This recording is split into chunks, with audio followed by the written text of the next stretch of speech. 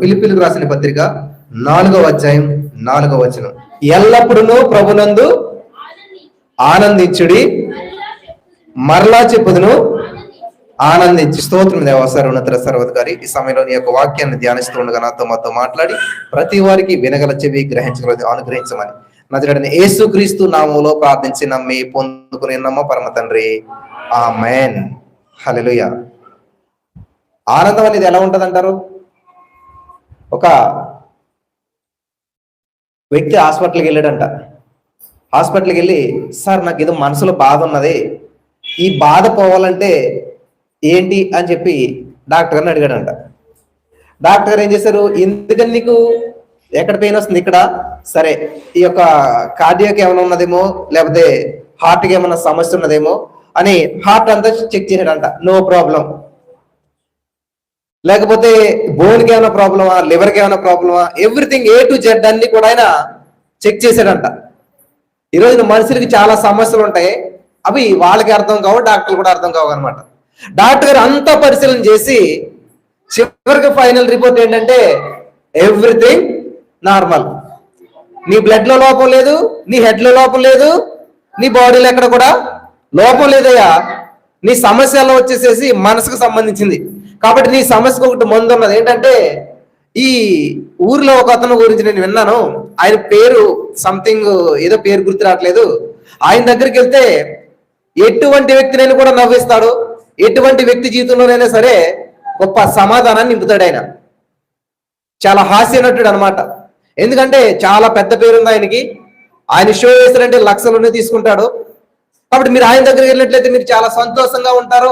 మీకు మానసికమైనటువంటి బాధ ఉందంతే, ఈ శరీరానికి రోగం లేదని చెప్తే ఆయన ఎక్కి ఆడటం మొదలు పెట్టాడంట. ఎవరు? డాక్టర్ దగ్గర పేషెంట్. ఎందుకయ్యా ఏడుస్తావు, నీ సమస్యకు పరిష్కారం చెప్పేసాను కదంటే, సార్ మీరు చెప్తున్నారే అనేక లక్షల మందిని నవ్వించి లక్షలు తీసుకుంటాడని, ఆ వ్యక్తి ఎవరో కాదు, నేనే. అనేక మంది నవ్విస్తూ ఉన్నాను, అనేక మందిని కవ్విస్తూ ఉన్నాను, అనేక మంది జీవితాల్లో ఆనందానికి కారణమవుతున్నాను. కానీ నా జీవితంలో చూసినట్లయితే చాలా భయంకరమైనటువంటి సమస్య. ఈరోజు చాలా మంది జీవితాలు అలా ఉంటాయి. ఇల్లు చూస్తే బంగారం, కారు చూస్తే వెండి, కానీ హృదయం చూస్తే పెంట కుప్పలాగా ఉంటదన్నమాట. చాలా భయంకరమైన పరిస్థితుల్లో పైకి చాలా బాగా మంచిగా బంగారాన్ని బట్టలు కట్టుకుంటారు, చక్కగా అందరూ నవ్వుతూ మాట్లాడుతున్నట్టు ఉంటారు. కానీ వాళ్ళ హృదయపు లోతుల్లోకి వెళ్ళినట్లయితే ఎవరితో చెప్పుకోలేనటువంటి బాధ. కొన్ని ఫంక్షన్లో చూస్తుంటాం, భార్య భర్తలు చక్కగా చేయి పట్టుకుని చాలా అద్భుతంగా కనిపిస్తారు మనకి. కానీ వాళ్ళ లోతుల్లోకి వెళ్ళి చూసినట్లయితే ఇంట్లోకి వెళ్తే సమాధానం ఉండదు, ఒకరికొకరు మాట్లాడుకోరు. వింటున్నారు పిల్లల? రోజుకి నేను చాలా మందితో మాట్లాడుతుంటుంటాను. నాకు వచ్చేటువంటి కాల్స్ అన్ని ఏంటంటే, వాళ్ళు చాలా ఉన్నతమైన స్థితిలో ఉంటారు, చాలా చక్కటి స్థితిలో ఉంటారు, సమాజంలో, సంఘంలో, ఇంట్లో అన్ని కూడా బాగానే ఉంటది. కానీ వాళ్ళ యొక్క గృహాల పరిస్థితుల్లో, ఈ యొక్క హృదయం అనేటువంటి దేవాలయంలో చూసినట్లయితే చాలా భయంకరమైన పరిస్థితులు అనిపిస్తుంటుంటారు. శాంతి లేదు, సమాధానం లేదు. అందుకనే భక్తుడు అంటాడు, విస్తారమైనటువంటి గొప్ప ధనముండుటి కంటే యెహోవా యందు భయభక్తులు కలిగి కొంచెం కలిగినట మేరంట. అన్యాయం చే గొప్ప వచ్చుబడి కంటే నీతితో కూడిన కొంచెమే చాలు. హల్లెలూయా. మనం కింద కూర్చున్నామా, కుర్చీలో కూర్చున్నామా, సోఫాలో కూర్చున్నామా అన్నది కాదు, కంఫర్ట్ గా ఉందా లేదా, నీకు హ్యాపీగా ఉందా లేదా, అంతే కదా మెయిన్. మన టార్గెట్ ఏంటంటే మన జీవితం హ్యాపీగా వెళ్తుందా లేదా అన్నది. వాళ్ళకి సోఫా ఉంది, నాకు సోఫా లేదు, వాళ్ళకి కుర్చీ ఉంది, నాకు కుర్చీ లేదు, వాళ్ళు ఎర్రగా ఉన్నారు, నేను ఎల్లగరలేను, వాళ్ళు అందంగా ఉన్నారు, నేను ఇలా కంపారిజన్ చేసుకోవడం వల్ల ఏమవుతుందంటే మనిషి జీవితంలో ఉన్న శాంతిని కోల్పోతాడు అనమాట. కాబట్టి ఈ వ్యక్తి అందరినీ నవ్విస్తున్నాడు, అందరినీ కవ్విస్తున్నాడు, అందరి జీవితంలో ఆనందాన్ని నింపుతున్నాడు, కానీ ఈ వ్యక్తి జీవితం ఏమి లేదంట, ఆనందం లేదనమాట. కాబట్టి ఇక్కడ దేవుడు ఒక మాట చెప్తూ ఉన్నాడు, ఏంటంటే చాలా ప్రాముఖ్యమైనటువంటిది, మీరు హృదయంలో ప్రింట్ అయిపోవాలి మాట. 37వ కీర్తన 4వ వచనం మీరు చదివినట్లయితే అక్కడ ఒక మాట ఉంటది. ఏమని ఉంటది? కీర్తన గ్రంథం 37వ అధ్యాయం 4వ వచనం, యెహోవాను బట్టి సంతోషించుము, ఆయన నీ హృదయవాంఛలను తీర్చును. ఎంత బాగున్నది మాట. మీకు ఏదన్నా కోరిక తీరాలనుకోండి, ఏం చేస్తారు? ఆకారం వికారం అయిపోద్ది, ముఖం ఆడిపోతుంది. మీ కోరిక తీరుతుందా? కోరిక తీరదు, మనసు పాడైపోతుంది. వినాలి చాలా జాగ్రత్తగా. ఇప్పుడు మన పిల్లోడు కోల్డ్ కాఫ్తో బాధపడుతున్నాడు, అటు ఐస్ క్రీమ్ వెళ్తా ఉంది. వాడికేంటి ఎలాగైనా ఐస్ క్రీమ్ కొనుక్కోవాలి, తినాలని ఆశ అడిగి. మీకేంటి వీడికున్న కోల్డ్ ఎక్కువైపోతే వీటితో పోవట్లేని పడలేదు, మళ్ళీ సాయంత్రం జ్వరం వచ్చేస్తే నిద్ర లేకుండా చేస్తారు, ఆడికి నిద్ర ఉండదు, నాకు నిద్ర ఉండదు అని చెప్పి మీరేం చేస్తారు? ఇవ్వకూడదు. వాడు ఏం చేస్తాడు? నువ్వు ఇస్తావా లేదా, కొనిస్తావా లేదా అని అంటాడు. వింటలేదు మీరు. అప్పుడు ఏం చేస్తాడు? షర్ట్ తీసి పడేస్తాడు, కింద పడి బురదలో వెళ్తుంటాడు అనమాట. దొల్లారని చెప్పి మీరు ఇస్తారా? పోనీ ఆడు ఆల్రెడీ దొలుతున్నాడు మట్టిలో పడి కింద. ఈ లోపల వెతుకుతారన్నమాట, ఎక్కడన్నా చిన్న కర్ర ఎక్కడన్నా దొరికిందా అని చెప్పి. ఏం చేస్తారు? ఆల్రెడీ కింద పడి దొల్లివాడి దగ్గరికి వెళ్ళి కర్ర తీసుకుని ఇంకో నాలుగు తగిలింతారు. అంటే ఏమైంది ఇప్పుడు అడిగి? ఆల్రెడీ కింద పడి తగలమంటే ఒక సమస్య, అది కాక మళ్ళీ ఈ సమస్య పెరిగింది. అంటే మన హృదయ వాంఛలు తీరాలంటే మనం ఏం చేయాలి? అదే పిల్లోడు వచ్చి, అమ్మా నువ్వెంత మంచిదానో తెలుసా, నాకు తెలుసు, నువ్వు నాకు ఐస్ క్రీమ్ కొనిస్తావు, నువ్వు సగం తింటావు, నాకు సగం పెడతావు, నాకు తెలుసమ్మా నువ్వు చాలా మంచిదని. అంటే ఏం చేస్తుంది? వాడు వద్దన్నా సరే తీసుకెళ్ళి కొనిస్తుందా లేదా? మనం చేసే ప్రార్థన విధానం ఇలా ఉండాలన్నమాట. చాలా మంది అంటారు, నేనెంతో, నాకు రోజు ఇదే ఫోన్లు, అయ్యా 15 సంవత్సరాలు బట్టి కన్నీళ్ళు కారుస్తూనే ఉన్నాను, నీళ్ళు కాల్చినటువంటి కన్నీళ్ళతో వచ్చిన మొక్కలు పువ్వులు పూసి కాయలు కాసి మొక్కలు అయిపోయి అప్పుడేంటి, కానీ నా జీవితం మాత్రం ఇలాగే ఉన్నది, ఎదుగు లేదు బొదుగు లేదు. ఎవరు చెప్పారు మీరు కన్నీళ్ళు కార్చేస్తే మీ ప్రార్థనకు జవాబులు వచ్చేస్తాయని? లేదు బ్రదర్, నేను వారానికి 2 రోజులు ఉపవాసం ఉంటాను, అయినా కూడా నా ప్రార్థనకు జవాబు రావట్లేదు. ఉపవాసం చేసేస్తే జవాబు వచ్చేస్తుంది, కన్నీళ్ళు కార్చేస్తే జవాబు వచ్చేస్తుంది అంటే అందరూ అదే మార్గంలో వెళ్ళిపోతారు. మరి ఎందుకని మన జీవితంలో కార్యాలు జరగటం లేదు? ఎందుకని? మన జీవితంలో దేవుని కార్యం చేయాలి, సమాధానం పొందుకోవాలంటే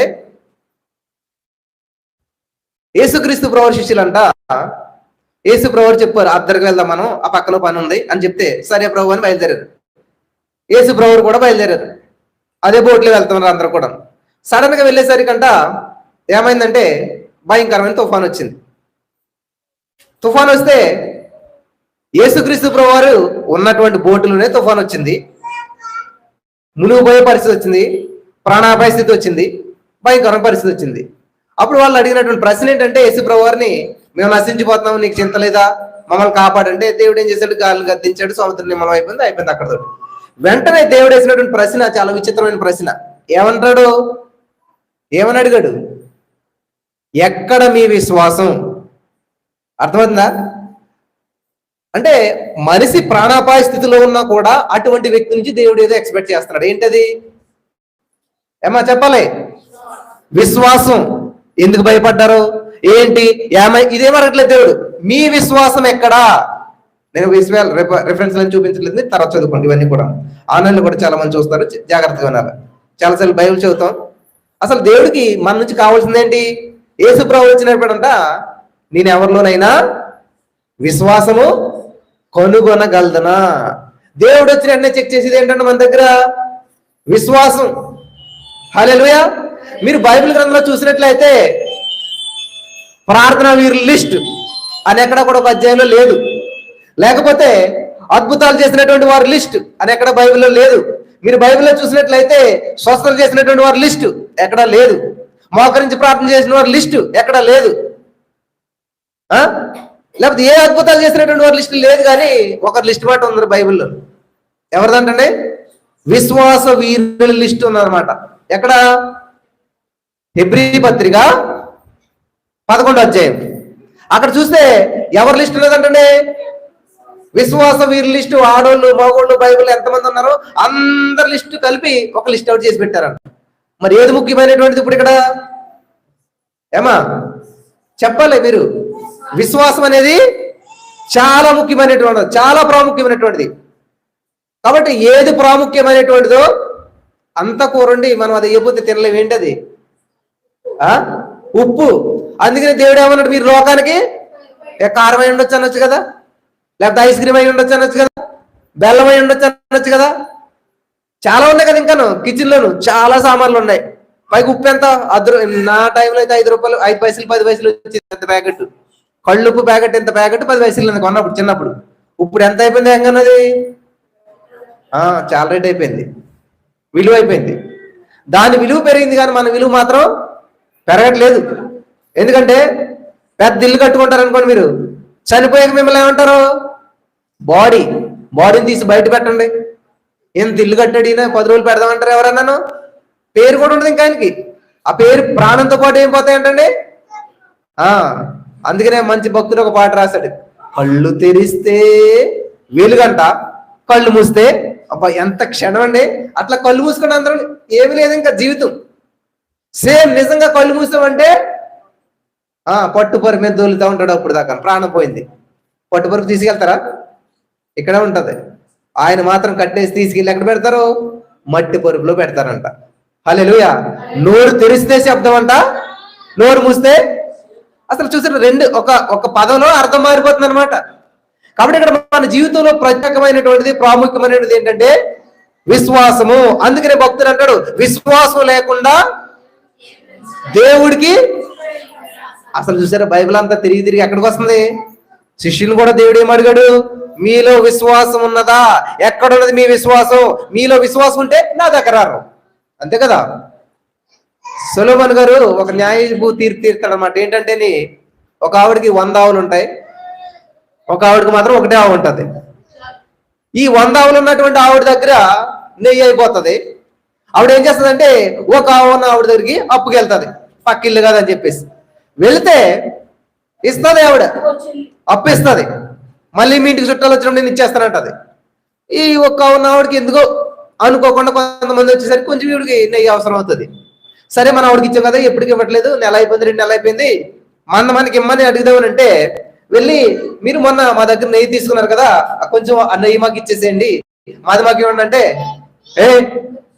ఎవడన్నా ఏమనుకుంటాడాలని? సిగ్గున్నదా నీకు? నువ్వు నాకు నెయ్యి ఇవ్వటమా? ఎవరికైనా చెప్పి అలా నమ్ముతాడు? నాకు 100 గేదెలు 100 ఆవులు నా దగ్గర ఉంటే నీ దగ్గర ఒక్క ఉన్నది, నువ్వు నాకు అప్పిచ్చావా?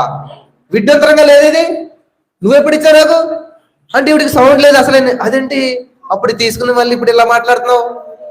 ఆవిడేమో నీతి నిజాయితీగా నిలబడేటువంటి ఆడదనమాట. కాబట్టి ఇది ఏదో పొరపాటు జరుగుతుంది. నేను నీకు ఇచ్చాను కానీ నువ్వు అబద్ధం ఆడుతున్నావు. నేను అబద్ధం ఆడుతున్నానా? చూపించు, నిరూపించు, ఎవరి దగ్గర నిరూపిస్తావు అని ఇద్దరు తగు వాడుకుంటా ఉన్నారు. ఈ తగు కాస్త ఆ రోజులు ఎక్కడి వరకు వెళ్ళిందంటండి? సొలొమోను గారి దాకా వెళ్ళిందంట. సొలొమోను గారు ఎవరు? ఈ భూలోక రాజ్యంలోనే మహాజ్ఞాని. ఎక్కడి నుంచి వచ్చింది? దేవుడిస్తే వచ్చింది. ఆయన పుట్టుకతో జ్ఞాని కాదు. మోసే గారి పుట్టుకతో నత్తోడు కాదు. తెలుసా మీకు? మోసే గారి పుట్టుకతో నత్తోడు కాదు, సొలొమోను గారి పుట్టుకతో జ్ఞాని కాదు. మధ్యరకంలో వచ్చినాయి ఇవన్నీ కూడా. మధ్యరకంలో మహాజ్ఞాని అయ్యాడు సొలొమోను గారు, మధ్యలో నత్తివాడు అయ్యాడు మోసే గారు, పుట్టుకతో నట్టువాడు కాదు. సరే, నేను ఆ విషయం తర్వాత చెప్తాను. ఇక్కడ మనం గమనించవలసింది ఏంటంటే వాళ్ళ జీవితాలు ఎలా ఉన్నాయి, పోరాటం జరుగుతుంది. వెళ్ళారన్నమాట. ఎవరి దగ్గరికి? సొలొమోను గారి దగ్గరికి వెళ్ళారు. ఇప్పుడు ఆయన జడ్జిమెంట్ ఇవ్వాలి. అందరూ మీకు ఇలాగా ఆసక్తిగా చూస్తున్నారు, నిజమే. ఇప్పుడు దీనికి ఆధారం ఏముంది? సొలొమోను గారు అక్కడ లేరు, చూడలేదు, ఆయనకి తెలియదు. దీనికి జడ్జిమెంట్ ఎలాగిస్తాడు? ఏం చేస్తాడంటే, ఇప్పుడంటే ఇటకలో సిమెంట్ బ్రిక్స్ వచ్చేస్తున్నాయి, అన్ని మిషన్ల మీద తయారైపోతున్నాయి. నా చిన్నతనంలో ఈ బ్రిక్స్ ఎలా తయారు చేసేవారంటే మట్టితోటి తయారు చేసేవారు అనమాట. ఆ మట్టితోటి బ్రిక్స్ తయారు చేయాలంటే ఆ మట్టిలో అనేక రకమైనటువంటి కలిపి దాన్ని శుభ్రంగా తొక్కి ఇళ్ళలు కూడా మట్టిని కుమ్మేటువంటి వారు, పేడ మట్టి కలిపి. అప్పుడు ఆ రోజుల్లో నేను కూడా చేసిన చిన్నప్పుడు. ఇప్పుడు అంటే అవి లేవులేండి, అంతా కూడా మంచి మంచి బిల్డింగ్స్ అయిపోయినాయి. సొలొమోను గారికి వచ్చిన ఆలోచన ఏంటంటే, ఒరే వీళ్ళిద్దరిని తీసుకెళ్ళి మట్టి తొక్కించండి రా అన్నారంట. 2 ఆడవాళ్ళు తీసుకెళ్లారు, శుభ్రంగా ఆ మట్టి అంతా తొక్కించాడు అనమాట. తొక్కించిన తర్వాత ఇక్కడ వరకు వాళ్ళకి ఆ మట్టి అంతా అయిపోయింది, బురద అంతా అయిపోయింది. ఇద్దరిని తీసుకురమ్మన్నాడు. ఇద్దరిని తీసుకొచ్చి అక్కడ పెట్టిన తర్వాత ఒక్కో బకెట్ నీళ్ళు ఇచ్చారు. ఇద్దరికి సరికో బకెట్ నీళ్ళు ఇచ్చారు. ఇద్దరిని కాలు కట్టుకుని లోపలికి రమ్మన్నారు. రాజుగారు అన్నారు. ఈ వెంటనే ఈ 100 ఆవులు ఉన్న ఆవిడ ఏం చేసిందంటే ఆ బకెట్ని ఎత్తుపట్టి ఇలా వేసుకున్నది. నీళ్ళన్నీ వెళ్ళిపోయినాయి, కానీ ఎక్కడ మట్టి అక్కడే ఉన్నది. ఇంకా నీళ్ళు ఇవ్వండి అని అడుగుతుంది. ఈ ఒక్క ఆవు ఉన్నది కదా, ఆవిడ ఏం చేసిందంటే చేతితోటి మట్టి అంతా తీసేసింది. ముందు నీట్గా మట్టి అంతా తీసే చేతితోటి ఒక మగ్గు నీళ్ళు తీసుకుని ఆ 2 కాళ్ళు శుభ్రంగా కడిగేసుకుని బకెట్ నీళ్ళు అని ఉంచేసింది ఆమె. అంతా అయిపోయిన జడ్జిమెంట్ అన్నారు సొలొమోను గారు. ఏమైపోయింది తెలియట్లేదా? ఆవిడకున్నది ఒక్కవైనా కానీ ఆవిడ పద్ధతి అయినటువంటిది, శుభ్రం కలిగినటువంటిది, పొదుపు కలిగినటువంటిది, జ్ఞానం కలిగినటువంటిది. ఈవిడికి 100 ఆవులు ఉన్నా కానీ ఈవిడ దగ్గర పొదుపు లేదు, దుబారా, ఒక నీట్నెస్ లేదు, ఒక జ్ఞానం లేదు. కాబట్టి ఖచ్చితంగా ఈవిడ ఆవిడ దగ్గరికి అప్పుకి వెళ్ళింది. వెళ్ళవలేదా? అయ్యగారు వెళ్ళానండి, క్షమించండి నన్ను అని చెప్పి నువ్వు తీసుకున్న దానికి వడ్డీతో సహా చెల్లించాలని చెప్పి తీర్పిచ్చినప్పుడు అదేదో ఆవిడ దగ్గర ఒప్పేసుకుంటే అయిపోను. అక్కడ ఒప్పుకోకుండా ఏం చేసింది? ఇప్పుడు మొత్తం అంతమంది ప్రజానికల ముందు, అంతమంది ముందు ఏమైపోయింది? ఆవిడ ఒప్పుకోక తప్పలేదు, ఓడిపోయింది అనమాట. ఏమంటారు? అవమానం పొందింది అనమాట. హల్లెలూయా. ఈ విషయం నేను ఎందుకు చెప్తా ఉన్నానంటే, మీకు 1 ఉందా 100 ఉందా? మీ ఇల్లు సింగిల్ బెడ్రూమా లేకపోతే ట్రిపుల్ బెడ్రూమా అన్నది కాదు. అన్యాయం చేత గొప్ప వచ్చబడి కంటే నీతితో కూడిన కొంచెం వేసాలు. కాబట్టి మీ జీవితం చిన్న జీవితమా పెద్ద జీవితం అన్నది కాదు. క్వాలిటీ ఉండాలి, క్లారిటీ ఉండాలి, క్వాంటిటీ ముఖ్యం కాదు. వింటున్నారా? ఇప్పుడు నేను 10 గంటల మెసేజ్ చెప్పినా మీకు అది ఇంపార్టెంట్ కాదు. కానీ ఒక మాట ఉంటుంది, అది మీ జీవితాన్ని ఎట్లా పట్టుకుంటుంది అనమాట. నేను ఇంటర్మీడియట్ చదువుతూ ఉన్నటువంటి సమయంలో ఇలాగే ప్రార్థన చేస్తుంటే వెనక సైడ్ మోకరించనమాట. నేను అందరూ ప్రార్థన చేసిన నేను కూడా ప్రార్థన చేస్తా, చేతులు ఎత్తాను, ఇంకా రావట్లేదు అవి. ఆ చేతులు షేక్ అవటం మొదలు పెట్టాయి. ప్రార్థన రోమా 8:22 ఉంటుందన్నమాట. ఊహింప సఖ్యముగాను మూలుగులతో పరిశుద్ధాత్మ దేవుడు మన పక్షాన ప్రార్థన చేస్తాడంట. హల్లెలూయా. ఎప్పుడైతే ఆ ప్రార్థన చేస్తామో మన అందరిలో మనం ఉన్నాం అనమాట. నాకు తెలీదు, అందరు బిడ్డలు చదువుకోవాలనుకుంటున్నారు, అందరూ తన తల్లిదండ్రులు పిల్లల్ని గొప్పవాళ్ళు అవ్వాలనుకుంటున్నారు. కానీ నీ పరిచయం చేయాలని కానీ, నీ నామాన్ని మహింపరచాలని కానీ, నీ కొరకు జీవించాలని కానీ ఏ తల్లిదండ్రులు చేయట్లేదంట. నాకు ఇంత కూడా 17 సంవత్సరాలు ఎంత ఉంటాయి ఇప్పటికి. ఈ ప్రార్థన చేస్తున్నాను, నాకేమో లోపలేదో అనిపిస్తుంది. ఎవరు చేస్తున్నారు ఈ ప్రార్థన అంతాను? ఈ మాటలు ఎందుకు వస్తున్నాయి? చూసారా, మన మనసుకు అర్థమవుతుంటండి. ఆత్మ చేసేటువంటి ప్రార్థన మన మనసు గ్రహించలేదనమాట. ఊహింప సఖ్యం, ఊహించట్లేదు ఆ మాటలు, కానీ అవి అలాగా ఫ్లో అయిపోతా ఉన్నాయి, వాటిలంతా వచ్చేస్తా ఉన్నాయి. హల్లెలూయా. ఆ పరిశుద్ధాత్మ దేవుడు పెట్టినటువంటి భారం ఎవరికి రాలేదనమాట. దేవుడికి చివరికి నన్నే వాడుకోవటం మొదలు పెట్టాడు. హల్లెలూయా. నా పాయింట్ ఆఫ్ వ్యూ ఏంటంటే, ఇక్కడ యెహోవాను బట్టి సంతోషించుము, అప్పుడు నీ హృదయవాంఛలు తీరుతాయి. ఇక్కడ ఉన్న వాళ్ళందరూ సమస్యల్లో ఉన్నారు లేదా? యాకోబు గారు అంటాడు 5:13 మీలో ఎవరికైనా ఏంటండి అందరికంటే బాగుండేది. ఎవరున్నారు చెప్పండి శ్రమలు లేని వాళ్ళు ఈ రోజున? నేను ఇప్పుడు ఒక్కొక్కరికి మైక్ ఇచ్చాను అనుకోండి, ఇక్కడ పెద్ద మహాసభ అవుతుంది అనమాట. ఏంటి? మహాశ్రమలో మహాసభ అని పెడితే బాగుంటుంది హెడ్డింగ్. మహాశ్రమలు మహాసభ అంటే బాగుంటుందేమో. ఎందుకంటే మామూలు సేవల్లో లేరు, సముద్రం వేరు మహాసముద్రాలు వేరు అంట కదా. ఇక్కడ ఎవరు చూసినా కూడా నాకు వాట్సాప్ లో వస్తుండే అనమాట. నా పరిస్థితి ఎలా ఉందంటే ఘోరంగా ఉందంటారు కొంతమంది. నా పరిస్థితి ఎలా ఉందంటే ఇంకా చనిపోవడానికి దగ్గరగా కొన్ని నిమిషాలు మాత్రమే ఉన్నది. నేను చాలా ఘోరమైనటువంటి సమస్యల్లో ఉన్నాను, నేను మహాశ్రమంలో ఉన్నాను. ఇలా గమనించాలి. దేవుడు నాకు ఒక సత్యాన్ని తెలియజేశాడు. ఏంటంటే, మనసు మారితే మనిషి మారుతాడు, మనసు ఎక్కడికి వెళ్తుందో మనిషి ఎక్కడికి వెళ్తాడంట. కాబట్టి నీ సమస్యలు తీరవలసింది ఇక్కడ కాదు, నీ మనసులో తీరాలన్నమాట. ముందు నీ మనసులో నువ్వు ఏదైతే అనుకుంటావో దాన్ని స్వతంత్రించుకోగలుగుతావు. హల్లెలూయా. కాబట్టి సంతోషింతే శ్రమలు తీరుతాయంట, సంతోషింతే నీ కోరికలు తీరుతాయంట. ఇది ఎక్కడ విచిత్రం అండి? బైబిల్ చెప్తుంది మాట, నేను చెప్పట్లేదు. యెహోవాను బట్టి సంతోషించి నీ హృదయవాంఛలన్నీ కూడా తీర్చబడతాయి. కాబట్టి మనం ఎప్పుడు కూడా విచారించనే ఉంటుంటాం. నాకు ఈ ఉద్యోగం రాలేదు, నాకు ఈ పిల్లల పుట్టలేదు, నాకు ఈ యొక్క సమస్య సాల్వ్ అవ్వలేదు అని ఫోకస్ ఏం చేస్తున్నాం? సమస్యల మీద పెడతా ఉన్నాం. అందుకని మన జీవితం అంతా కూడా గందరగోళంగా ఉంటుంది. విన్నారా? దేవుడి మీద పెట్టారనుకోండి, దేవుడు మారడు, దేవుడిలో మార్పు ఉండదు, దేవుడు మాట తప్పడు, ఏదైనా కూడా కరెక్ట్గా ఉంటుంది అనమాట. కరెక్ట్గా ఉండే వాళ్ళ మీద మనసు పెడితే కరెక్ట్గా ఉంటాం మనం కూడా. విన్నారా? కదిలేటువంటి వాళ్ళ మీద మనసు పెట్టామనుకోండి, ఒరే ఎక్కడ ఉంచారని చెప్పాను అక్కడ పెట్టాం, వాడు అక్కడ లేకపోతే ఎలా ఉంటుంది? మనం వచ్చేసరికి గందరగోళం అయిపోతుంది కదా. పరిస్థితులు కూడా అంతే. మన ఈ రోజు మీరు పేదరికంలో ఉంటారు, రేపు ఐశ్వర్యవంతులు అవుతారు. ఈ రోజు మీరు శ్రమల్లో ఉంటారు, రేపు మీరు గొప్పవాళ్ళు అవుతారు. యోసేపు చూసినట్లయితే యోసేపు జీవితం ప్రారంభమైంది చక్కటి అంగి, అన్నదమ్ములకు అందరికంటే ప్రేమించబడ్డాడు, కానీ మళ్ళీ ద్వేషించబడ్డాడు. చూసారా? ప్రేమలోంచి ద్వేషం, ద్వేషం నుంచి ఎక్కడికి వెళ్ళింది? అన్నదమ్ములు కొట్టి గుంటలో పడేశారంట. గుంటలోకి వెళ్ళింది. అక్కడ ఆగిందా? ఆ గుంటలోంచి తీసి మళ్ళీ పోతీఫర్ ఇంట్లోకి వెళ్ళింది. నమ్మకంగా జీవించాడు, మంచి జీవితం బాగుంది. మళ్ళీ అక్కడి నుంచి తీయబడి ఎక్కడికి వెళ్ళింది? జైల్లోకి వెళ్ళింది. వింటున్నారా? జైల్లోకి వెళ్ళింది. జైల్లో మళ్ళీ 2.5 సంవత్సరాలు ఎక్కువ ఉండవలసి వచ్చింది. ఎవరో సహాయం తీసుకున్నాడు కాబట్టి శ్రమలు అనుభవించాడు. అక్కడ ఆగిపోయాడా? జైల్లో ఉండి ఉండి ఉండి ఉండి పాఠాలు నేర్చుకుంటూ శ్రమను అనుభవిస్తూ మళ్ళా కొంతకాలానికి ఏం చేశాడంటే సింహాసనం మీదకి వచ్చాడు. అంటే ఒక మనిషి జీవితం ఎలా ప్రారంభించబడుతుంది, ఎలా వెళ్తుంది చూసారా? అందుకే యేసు ప్రభువు ఒక మాట అంటాడు, ఈ లోకంలో మీకు శ్రమ సంభవించును. శ్రమలు రావా యేసు ప్రభువుని నమ్ముకుంటేనే? చాలా మంది అనుకుంటారు యేసు ప్రభువుని నమ్ముకుంటే శ్రమలు రావా? వస్తాయి. మరి ఇంకెందుకు నమ్ముకోవటం? ఏమా ఇంకెందుకు యేసు ప్రభువుని నమ్ముకోవటం? చెప్పలే. గొడుగు పెట్టుకెళ్తే వర్షం రాదా?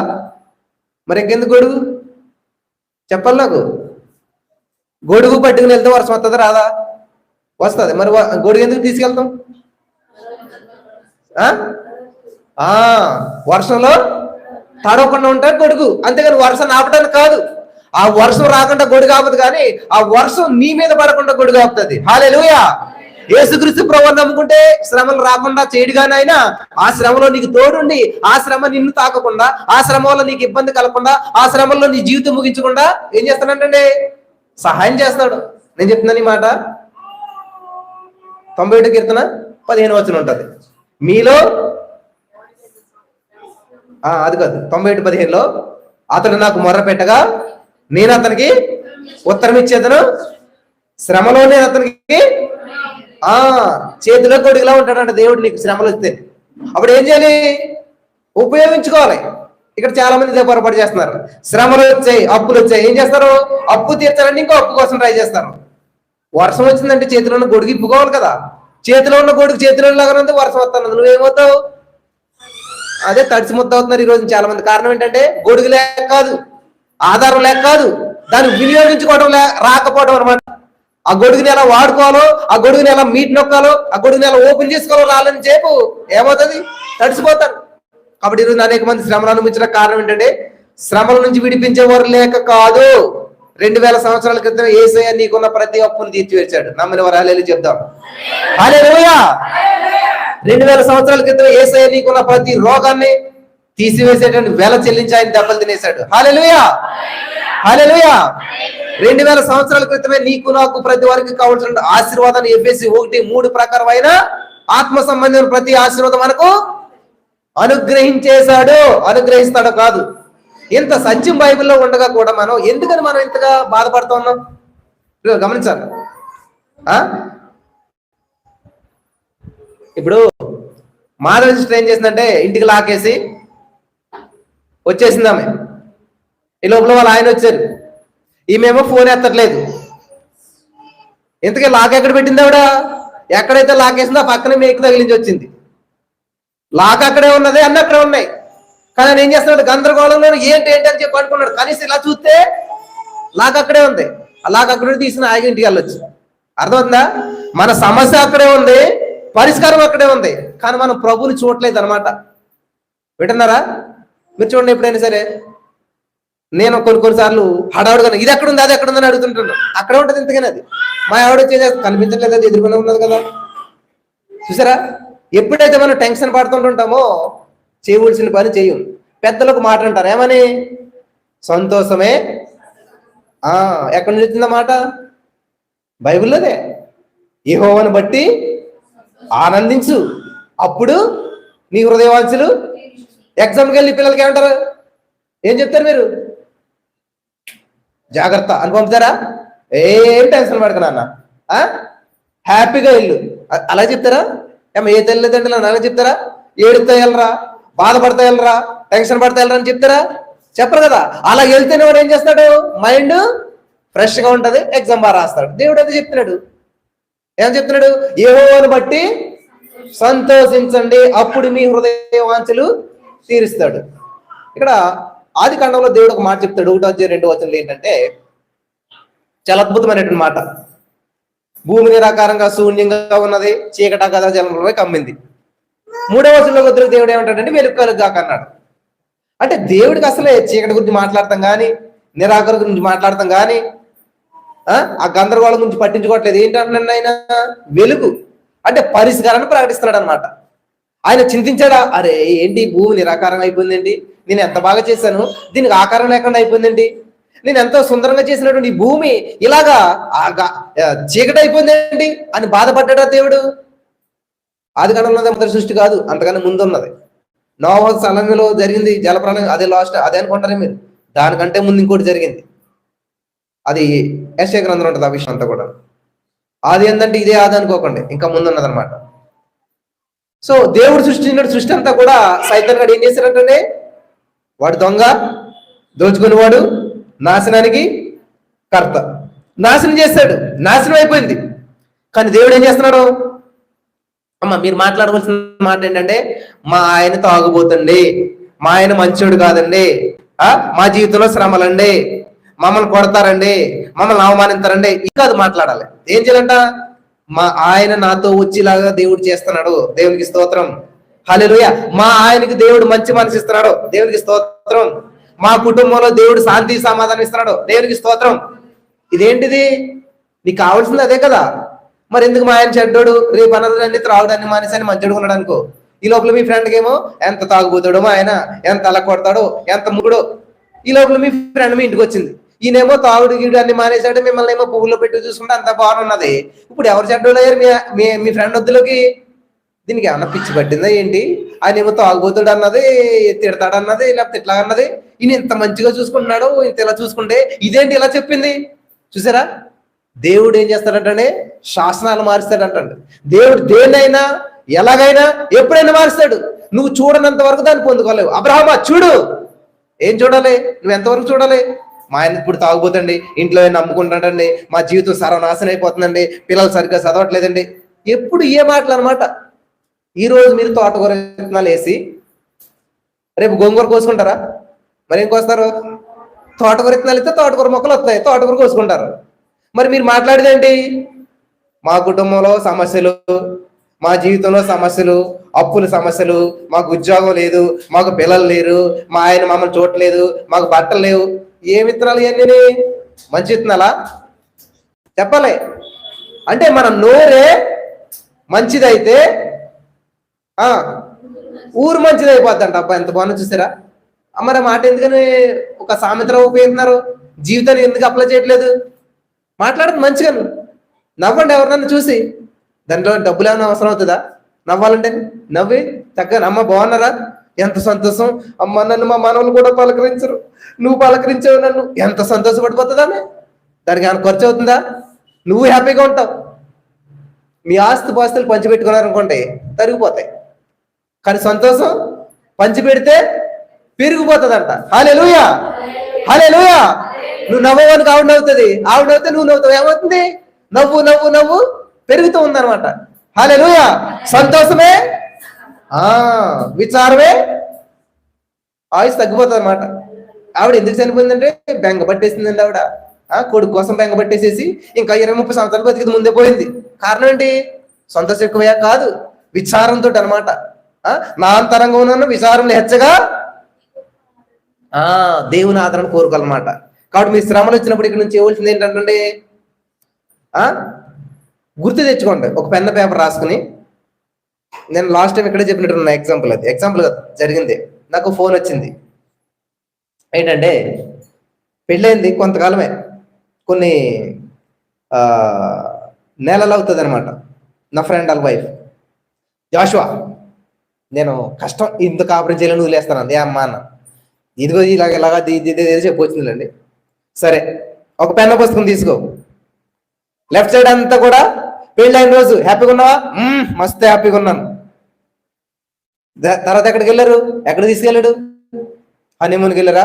సరే, ఎక్కడెక్కడ హ్యాపీగా ఉన్నారు అన్ని రాసుకో, పాయింట్లు. ఒక 20 పాయింట్లు వచ్చాయి. మంచిగా చూసుకున్నాడు, మంచి వాచ్ కొని ఇచ్చాడు, మంచి మంచి బిర్యానీ ఇప్పించాడు, మంచి చీర కొని ఇచ్చాడు, అన్ని రాసుకున్నారు. ఇప్పుడు రాయి పక్కనే ఎక్కడ నేను ఇబ్బంది పెట్టాడు? అదిగో ఆ పెళ్ళిలో అందరి ముందు నన్ను అవమానించాడు, ఒకటి.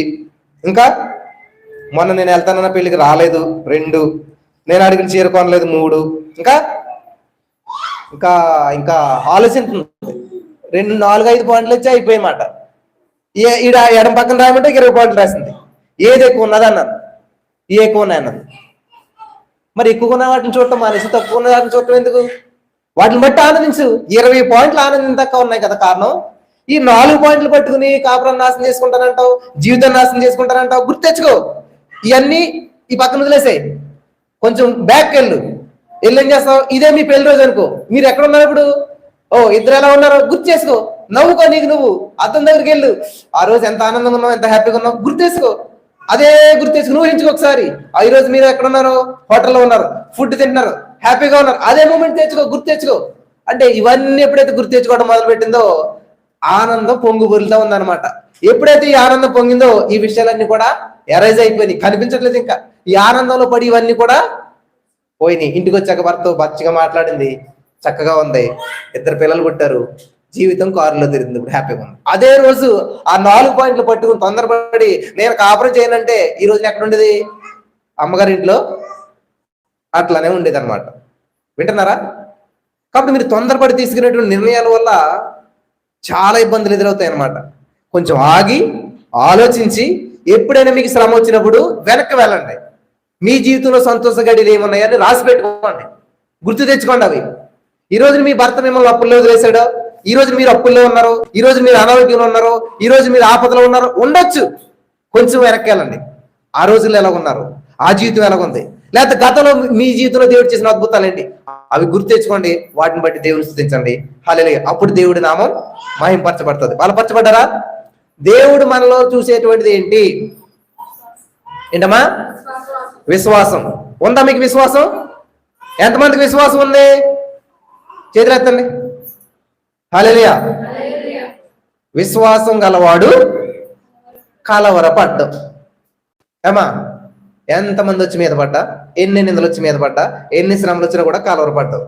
మరి మీరు చేతులు ఎత్తిన వాళ్ళందరూ కలవరపడుతున్నారా? నిజమే బాబు, చాలా గుండె దడదడ కొట్టుకుంటుంది.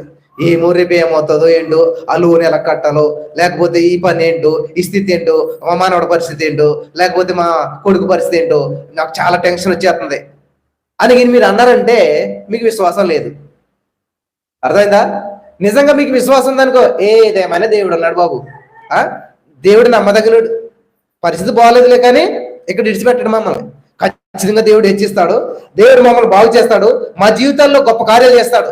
మేము నమ్మదగిన వారు కాదులే, కానీ ఆయన మాత్రం నమ్మదగిన వాడు. మేము మాట ఇస్తాం నిలబెట్టుకోవాలే, కానీ ఆయన మాత్రం మాట ఇచ్చాడంటే ఇది విశ్వాసులు మాట్లాడేటువంటి మాటలు అన్నమాట. హల్లెలూయా. అటువంటి విశ్వాసపు లక్షణాలు కలిగి మాట్లాడటానికి దేవుడు మీకు సహాయం చేసి యెహోవాను బట్టి సంతోషించండి. సంతోషింతే సగం బలం, సంతోషమే బలం వచ్చేద్ది అంటారు. చూడ నవ్వే వాళ్ళు పేసి ఎలాగుంటది ఏమా? కోపడితే కళ్ళు చింతను పుల్లగా అయిపోయి చూడడానికి ఎంత కోపం వచ్చేసిందో అంటారు కదా. కళ్ళు పడితే కోపడితే ఏమవుతాయంట? కళ్ళు ఎర్ర పడతాయి అనమాట. అంటే బ్లడ్ సర్క్యులేషన్ అంతా ఇక్కడికి వచ్చేస్తుంది అనమాట. ఒక్కసారి మీరు కోపడ్డారంటే 37 రకాల జబ్బులు వస్తాయంట. అమ్మో, చూసారా? ఒక్కసారి మీరు కోపడితే 37 రకాల జబ్బులు వస్తాయంట. కాబట్టి మీరు నవ్వునట్లయితే మీ ఆయుస్సు పెరుగుతుంది అనమాట. సంతోషమే సగం బలం అంటే ఆ ఆనందంలో ఏం చేస్తున్నాడో తెలియదు అనమాట. ఆయన ఎంత బరువైన ఎత్తేస్తుంటాడు ఏంటి సంతోషంలో కదా. చూడండి, ఇప్పుడు ఆ పెళ్ళైన కొత్తలో నువ్వు హ్యాపీ మూమెంట్లు ఏం చేస్తాడో అలానే ఎట్లా ఎత్తుకుని పైకి ఎత్తేస్తాడు ఆయన. అదే కోపం వచ్చినప్పుడు చూడండి ఎట్లా ఉంటుంది పరిస్థితి. కాస్త అనేసి ఆవిడ కనపడ్డా కూడా, లేకపోతే ఆవిడ కొడ దగ్గర చిన్న కర్ర ఎత్తాలన్నా కూడా బలం రాదనమాట. ఎందుకని? కోపం. అర్థమవుతుందా? సో మన జీవితంలో ఇప్పుడు కూడా సంతోషానికి సమయం ఇద్దాం. జాయిస్ మేరీ గారితో ఒక ప్రోగ్రాం ఉంటుంది, ఆనందించండి ప్రతిదినం. ప్రోగ్రాం పేరు అనమాట. ఆనందంగా జీవించండి. ఎందుకు మీరు ప్రతి దాని గురించి మీరు చింతిస్తూ ఉంటుంటారు? చింత చితి మీదకి తీసుకెళ్తుందంట. అమ్మా విన్నారా? చింత చితి మీదకి తీసుకెళ్తుందంట. కాబట్టి చింతించొద్దు. ఆన్లైన్ లో కూడా చాలా మంది ఉంటున్నారు కాబట్టి ప్రతి ఓళ్ళు సమస్య, ఎప్పుడు చూడు సమస్య. జాగ్రత్త, మీకు మంచి జీవితం ఉంది. సమస్యలన్నీ కూడా పార్సల్ చేసి డస్ట్బిన్ లో పడండి. ఎక్స్పైరీ డేట్ వచ్చేది సమస్యలకి. మీరు పట్టుకున్నారు కాబట్టి మీ దగ్గర ఉండిపోయి మీరు విడిచిపెట్టేస్తావు, ఎగిరిపోవడానికి రెడీగా ఉన్నారనమాట. ఒక బోర్డు మనం చేతితో పట్టుకుంటే మన దగ్గరే ఉంటుంది, దాన్ని విడిచిపెట్టేస్తే ఎగిరిపోతుంది. సమస్యలు ఈ రోజున పక్షులాగా ఎగిరిపోతుంది మీ దగ్గర నుంచి. మీరు విడిచిపెట్టినట్లయితే, మీరు వాటిని పక్కన పడేసినట్లయితే. హల్లెలూయా. నమ్మిన వారందరూ కూడా ఈ రోజే ఇప్పుడే ఆ సమస్యల నుంచి విడుదల పొందుకుందరు గాక. ఆమేన్. హల్లెలూయా. దేవుడు ఎక్స్పెక్ట్ చేసేది నీ నుంచి ఏంటంటే విశ్వాసం. నీ దశంభాగాలు కాదు, నీ యొక్క దేవుడే కాదు. అలాగని చెప్పి దశంభాగాలు ఇవ్వడం మానేమని చెప్పట్లేదు, ఇస్తారు, ఇవ్వాలి. కానీ అన్నింటిలో ముఖ్యంగా విశ్వాసం చాలా ప్రాముఖ్యమైనటువంటిది అనమాట. దేవుడు మిమ్మల్ని దీవించిన గాక. ఆమేన్.